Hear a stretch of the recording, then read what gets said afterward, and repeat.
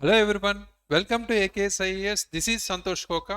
So నిన్నటి వీడియోలో మనం సస్టైనబుల్ డెవలప్మెంట్ గోల్స్ సంబంధించి ఇంపార్టెంట్ కాన్సెప్ట్ అనేది చూసాం. సో అన్ని సస్టైనబుల్ డెవలప్మెంట్ గోల్స్ ఏ విధంగా అలైన్ చేశారు, ఇండియాకి సంబంధించి ఏ విధంగా కొన్ని స్కీమ్స్ ద్వారా అది అలైన్ చేసుకున్నారు అనేది కూడా మనం చూసాం, రైట్? సో ఈరోజు సస్టైనబుల్ డెవలప్మెంట్ గోల్స్ సంబంధించి ఇంపార్టెంట్ క్వశ్చన్స్ అనేవి, మోస్ట్ ఎక్స్పెక్టెడ్ క్వశ్చన్స్ అనేవి చూద్దాం. క్విక్ రివిజన్ ఎకానమీలో భాగంగా ఫస్ట్ ఇంపార్టెంట్ క్వశ్చన్, ఇక్కడ మనం క్వశ్చన్స్ అనేవి వెంటనే చదివేస్తుంటాను. సో మీరు క్వశ్చన్స్ చదివి కామెంట్స్లో ఆన్సర్స్ పోస్ట్ చేయడానికి ట్రై చేయండి. సో వీడియో పాస్ చేసి ఆన్సర్స్ చేయండి.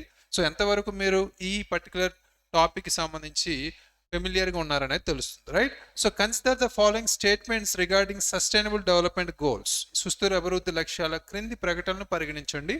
So the concept of SDGs originated in the 2012 United Nations conference on sustainable development in Rio de Janeiro. 2012లో రియో డి జెనెరోలో జరిగిన ఐక్యరాజ్య సమితి సుస్థిరాభివృద్ధి సదస్సులో ఎస్జీఐ ఇలా భావన ఉద్భవించిందని ఇచ్చారు. సో ఇక్కడ రాంగ్. సో ఇది సెకండ్ స్టేట్మెంట్ ఓన్లీ, ఇది కంటిన్యూషన్ ఇక్కడ. చిన్న స్మాల్ ఎర్రర్. సో అయితే సెకండ్ స్టేట్మెంట్ ఏంటి? SDGs are legally binding obligations for all United Nation members states అని ఇచ్చారు. ఐక్యరాజ్య సమితిలోని అన్ని సభ్య దేశాలకు ఎస్టీజీలు చట్టబద్ధంగా కట్టుబడి ఉండే బాధ్యతలు అని, రైట్? ఈ టూ స్టేట్మెంట్స్ గమనిస్తే కాన్సెప్ట్ ఆఫ్ ఎస్టీజీస్, మనకి ఏదైతే సస్టైనబుల్ డెవలప్మెంట్ గోల్స్ ఉన్నాయో అది ముఖ్యంగా యునైటెడ్ నేషన్స్, ఆ భావన ఏదైతే ఉందో అది 2012లో మనకి United Nations conference on sustainable development in Rio de Janeiro అంటే బ్రెజిల్లో మనకి ఇది స్టార్ట్ చేసిందని మనం తెలుసుకున్నాం, రైట్? సో ఇది first statement is correct. Next మనకి ఎస్టీజీస్ ఆర్ లీగల్లీ బైండింగ్ అని ఇచ్చారు. అంటే ముఖ్యంగా సభ్య దేశాలకు సంబంధించి ఇది చట్టబద్ధంగా కట్టుబడి అయితే లేదు, ఎందుకంటే ఇది జనరల్గా అది యాస్పిరేషనల్గా వాళ్ళకు వాళ్ళు కనెక్ట్ చేసుకోవాలి, రైట్? సో ఇది జనరల్గా అందరికీ వర్తిస్తాయి, బట్ కట్టుబడి అంటే లీగల్లీ బైండింగ్ అయితే కాదు, రైట్? సో ఇది కూడా wrong statement. So only one is the correct statement. Next question, with reference to sustainable development goals, consider the following statements, right? SDGs aim to build on the achievements of millennium development goals. సహస్రాబ్ది అభివృద్ధి లక్ష్యాల విజయాలపై నిర్మించడం ఎస్టీజీల లక్ష్యం, right? So అదేవిధంగా MDGs primarily focused on developed nations while SDGs are universal and apply to all countries. మన millennium development goals ఏవైతే ఉన్నాయో ప్రధానంగా అభివృద్ధి చెందిన దేశాలపై దృష్టి సారించగా ఎస్టీజీలు సార్వత్రికమైనవి మరియు అన్ని దేశాలకు వర్తిస్తాయనే second statement. Unlike MDGs, SDGs include environmental sustainability and climate action as core goals. అంటే ఎండిజీల్లో లేని బట్టి అంటే మాదిరిగా కాకుండా ఎస్టీజీల్లో పర్యావరణ సుస్థిరత మరియు వాతావరణ చర్య ప్రధాన లక్ష్యాలుగా ఉంటాయి అని ఇచ్చారు, రైట్? ఇక్కడ మనకి ఎండిజీ సంబంధించి కొంత కంపారిజన్ రిలేటెడ్గా అడిగారు. సో ఇది చాలా ఇంపార్టెంట్ క్వశ్చన్. మనకి MDGs millennium development goals time period 2002-2015 తర్వాత వచ్చినవి దాన్ని రీప్లేస్ చేసుకుంటూ మనకి ఎస్టీజీస్ అంటే దానికి ఉన్న అప్పటి వరకు ఉన్న 8 గోల్స్ని మనం ఎక్స్టెండ్ చేసుకుంటూ ఎస్టీజీస్ అనేవి 2016-30 టైం పీరియడ్లో వచ్చాయి, రైట్? సో మనకి ఇక్కడ 17 గోల్స్. ఇందులో మనం ముఖ్యంగా మాట్లాడుకుంటే క్లైమేట్ చేంజ్ అనేది కావచ్చు, ఎన్విరాన్మెంట్ రిలేటెడ్ కనెక్టివిటీతో ఇవి ఇంక్లూడ్ చేశారు, రైట్? సో ఇక్కడ అభివృద్ధి లక్ష్యాల విజయాలపై నిర్మించడం జరిగింది అనేది లక్ష్యం అనేది correct, right? MDGs primarily focused on developed nations అని ఇచ్చారు, while SDGs are universal and apply to all nations. ఇక్కడ సుస్థిరాభివృద్ధి లక్ష్యాలు యూనివర్సల్, అందరికీ అప్లై అవుతాయి, యూనివర్సల్గా అప్లై అవుతాయి అనేది కరెక్ట్ స్టేట్మెంటే. బట్ ఈ సెకండ్ స్టేట్మెంట్లో పార్ట్ 2 అనేది కరెక్టే, but MDGs primarily focused on developed nations అనేది రాంగ్, రైట్? సో జస్ట్ అది ఎక్కువగా ఫోకస్ చేసింది డెవలపింగ్ నేషన్స్ మీద, అంటే అభివృద్ధి చెందిన దేశాల మీద కానీ అభివృద్ధి చెందుతున్న దేశాల మీద కానీ అభివృద్ధి చెందిన దేశాల మీద కాదు. ఇది రాంగ్ స్టేట్మెంట్. సో ఎండిజీస్ అనేవి కూడా గ్లోబల్గా అప్లై అయ్యాయి, రైట్? అందరికీ అప్లై అవుతాయి, బట్ ఇవి ఎక్కువ ఫోకస్ అనేది అభివృద్ధి చెందుతున్న దేశాల మీద పెట్టాయి, రైట్? ఇది wrong statement. Next, unlike MDGs, SDGs include environmental sustainability. ఇది మనకి తెలిసిందే. 8 గోల్స్లో మనం చూసుకుంటే మెయిన్ బేసిక్ ఇంపార్టెంట్ గోల్స్ మీద టార్గెట్ చేశారు. ఎస్టీజీస్లో అయితే ఈ వాతావరణ చర్య లేదా సుస్థిరత, పర్యావరణ సుస్థిరత అనేవి ఎక్స్ట్రా యాడెడ్గా మనం చెప్పుకోవచ్చు. ఇది కూడా correct option. 1 and 3 are the correct option. C is the correct option. Next question, match the following SDGs with their primary objectives. ఈ క్రింది సుస్థిర అభివృద్ధి లక్ష్యాలను వాటి ప్రధాన లక్ష్యాలతో అనుసంధానించండి. మ్యాచ్ ద ఫాలోయింగ్ ఈ టైప్లో క్వశ్చన్స్ అడిగే అవకాశం ఉంది. ఎస్టీజీ 3 క్వాలిటీ ఎడ్యుకేషన్, నాణ్యమైన విద్య. ఎస్టీజీ 5 జెండర్ ఈక్వాలిటీ, లింగ సమానత్వం. ఎస్టీజీ 4 అండ్ 8 ఇచ్చారు, good health and well being, ఆరోగ్యం మరియు శ్రేయస్సు కావచ్చు. అదేవిధంగా decent work and economic growth, మంచి పని మరియు ఆర్థిక వృద్ధి. ఇక్కడ ఎస్టీజీస్ 1 to 17 గోల్స్ అనేవి మనం నిన్న డిస్కస్ చేసాం. అందులో భాగంగా కొన్ని థీమ్స్ బేస్డ్ గుర్తుపెట్టుకోవచ్చు, కొన్ని కేటగిరీస్ అంటే మనకున్న కొన్ని పీపుల్ కేటగిరీ కావచ్చు, క్లైమేట్ కేటగిరీ కావచ్చు, ల్యాండ్ కేటగిరీ కావచ్చు, ఈ విధంగా గుర్తుపెట్టుకోవచ్చు అనేది కూడా ట్రిక్స్ ఇచ్చాం, రైట్. సో ఇక్కడ మనం ఎస్టీజీ 1 వచ్చేసరికి పవర్టీ రిలేటెడ్గా, ఎస్టీజీ 2 వచ్చేసరికి హంగర్, ఎస్టీజీ 3 వచ్చేసరికి హెల్త్ రిలేటెడ్గా, ఇవన్నీ మనం ప్రాథమికంగా గుర్తుపెట్టుకున్నాం. సో ఎస్టీజీ 3 అనేది హెల్త్ రిలేటెడ్గా అనేది అందరికీ తెలిసిందే. ఎస్టీజీ 4 కూడా మనకి గుడ్ హెల్త్ సంబంధించింది అని మనం చెప్పుకోవచ్చు. బట్ ఇక్కడ ఫోకస్ అనేది మనం ఎస్టీజీ 3 అనేది గుడ్ హెల్త్ కాబట్టి ఇక్కడ 3C అనేది మనం కనెక్ట్ చేసుకోవాలి, రైట్. సో ఇక్కడ 1 అనేది సి ఆప్షన్, సి ఎక్కడ ఉంది, మొత్తం 3 ఆప్షన్స్లో ఉంది. ఇక్కడ ఫోకస్ చేస్తే ఎస్టీజీ 4 అనేది మనకి క్వాలిటీ ఎడ్యుకేషన్, అంటే మనం ఎప్పుడైతే ఎస్టీజీ 3 హెల్త్ పెట్టుకున్నాం next education, right. SDG 4 quality education అంటే SDG 3 third option A, right. So A అనేది ఎక్కడ ఉంది, సో బి ఆప్షన్లో ఉంది. నెక్స్ట్ మనకి ఎస్టీజీ 5 వచ్చేసరికి జెండర్ ఈక్వాలిటీ, లింగ సమానత్వానికి సంబంధించింది. సో 2B అనేది కూడా ఇక్కడ కరెక్ట్. నెక్స్ట్ ఎస్టీజీ 8 వచ్చేసరికి decent work and economic growth, right. So 4D అనేది కరెక్ట్ ఆప్షన్. సో ఇక్కడ ఎస్టీజీ 1 to 17 గోల్స్ అనేవి కన్ఫ్యూజ్ అవ్వకుండా చూసుకోండి, రైట్.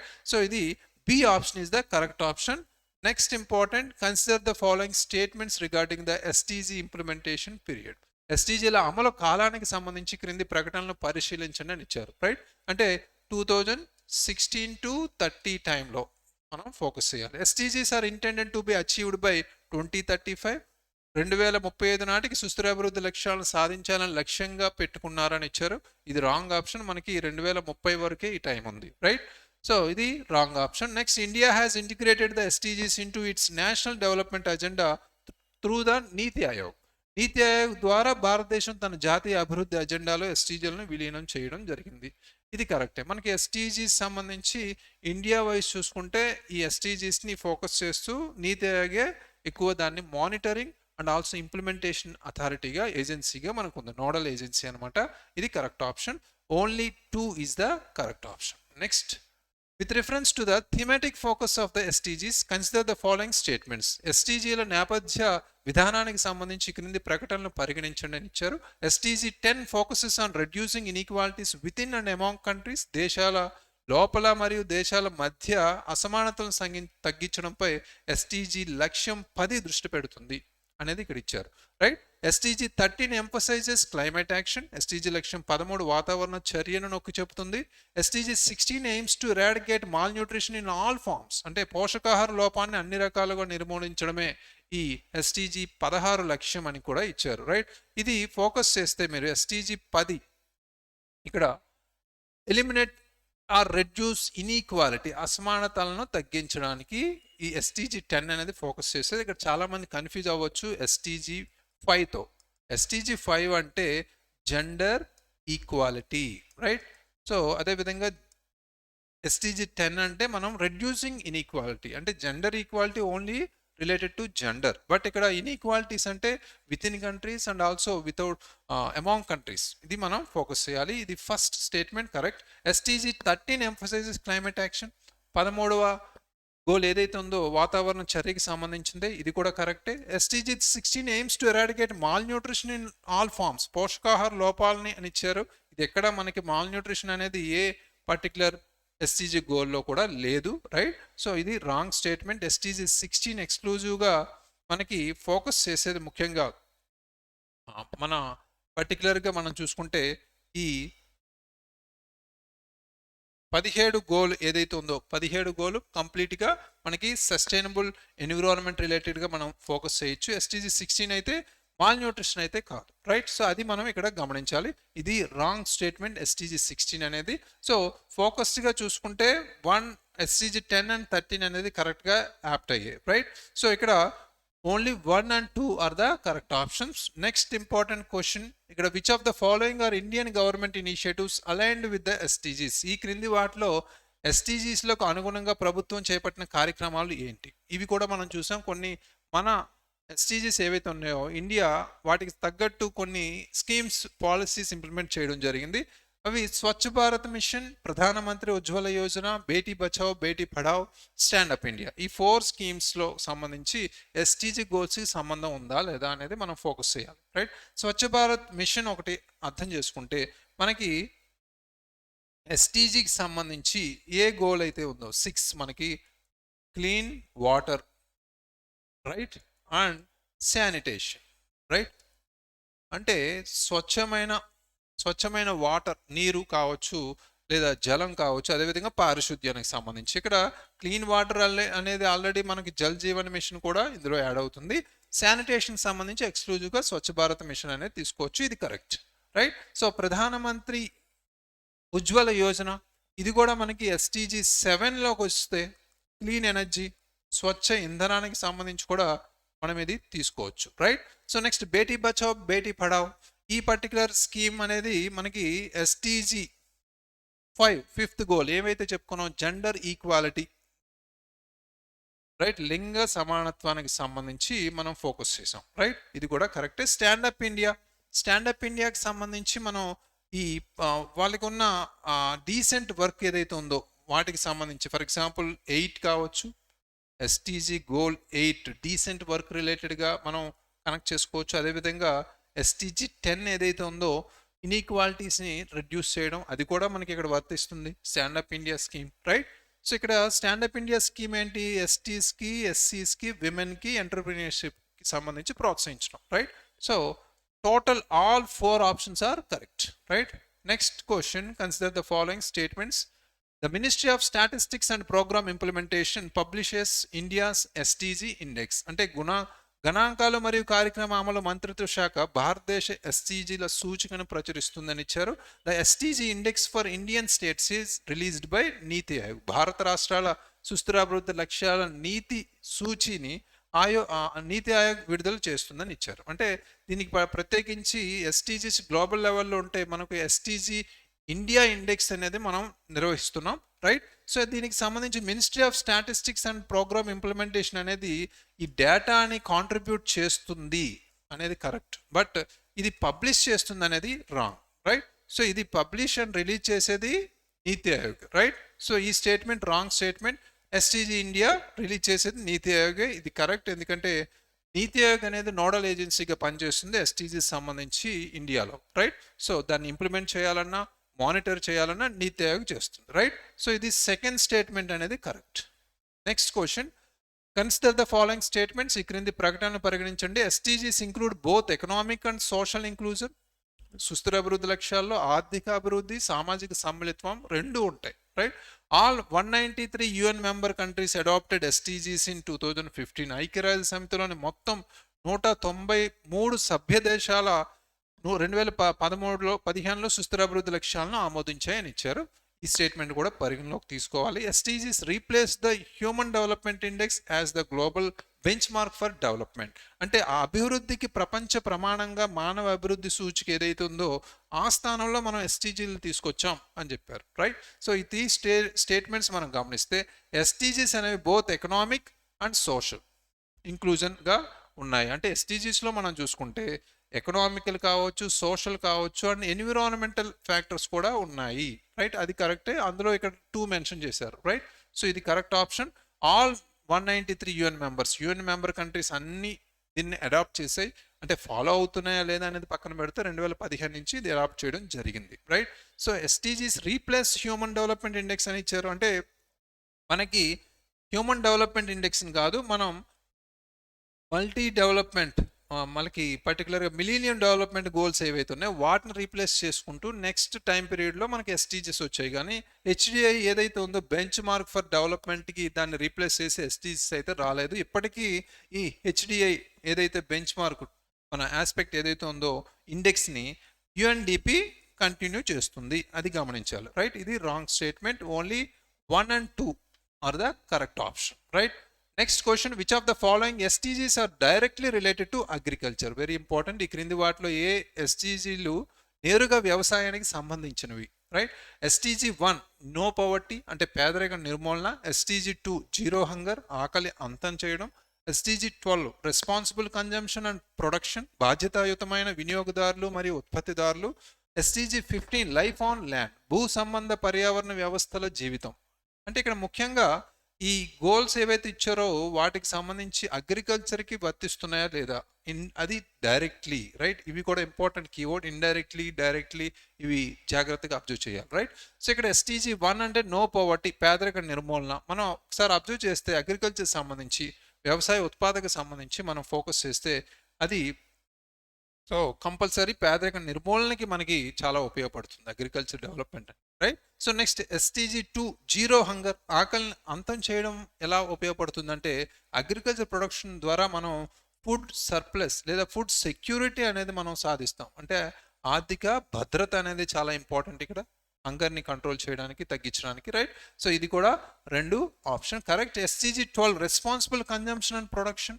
ఇక్కడ మనకి అగ్రికల్చర్ రిలేటెడ్గా మనం సస్టైనబుల్ అగ్రికల్చర్, రైట్, ని తీసుకొచ్చాం, right. Sustainable agriculture related to consumption especially and also production, వీటికి సంబంధించి కూడా మనం కనెక్ట్ చేసుకోవచ్చు. Next STG 15 life on land.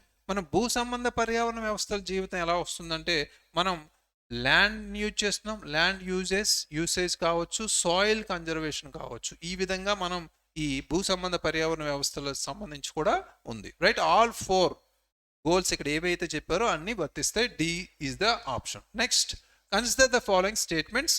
SDG 17 promotes global partnerships for financing and technology transfer.